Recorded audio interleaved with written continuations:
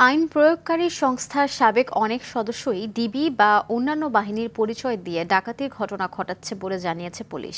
সকালে DMP media সেন্টারে ঢাকা মহানগর পুলিশের রমনা বিভাগের উপ পুলিশ কমিশনার মাসুদ আলম বলেন, গোপন সংবাদের ভিত্তিতে গেল রাতে রাজধানীর গোলাপশাহ মাজার এলাকা থেকে ডাকাতির প্রস্তুতিকালে 7 ভুয়া ডিবির সদস্যকে গ্রেপ্তার করা হয়।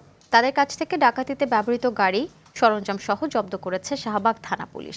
পুলিশ জানায়, গ্রেফতারকৃতরা এর আগেও ডিবি পরিচয় দিয়ে বিভিন্ন অপরাধ সংগঠিত করেছে। ভুয়া আইনশৃঙ্খলা বাহিনীর অপকর্মের শেকড় অনুসন্ধানেও কাজ করছে পুলিশ। অপ্রীতিকর ঘটনার সম্মুখীন হলে ভুক্তভোগীরা যাতে স্থানীয় থানার সঙ্গে যোগাযোগ করে সেই পরামর্শও দেন এই পুলিশ কর্মকর্তা।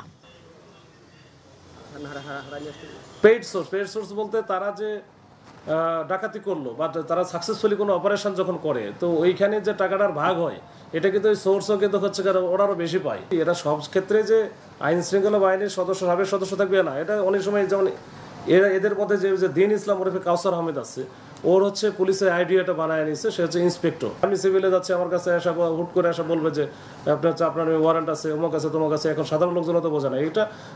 আশেপাশে যারা থাকে তারা যদি একটু প্রোটেস্ট করে, ঠিক আছে ভাই দেখি আপনি আইন শৃঙ্খলা বাহিনীর সদস্য, র্যাবের সদস্য, বিজিবি ডিবির সদস্য, আপনার একটু ইয়েটা দেখেন কোন জায়গা থেকে আসছেন।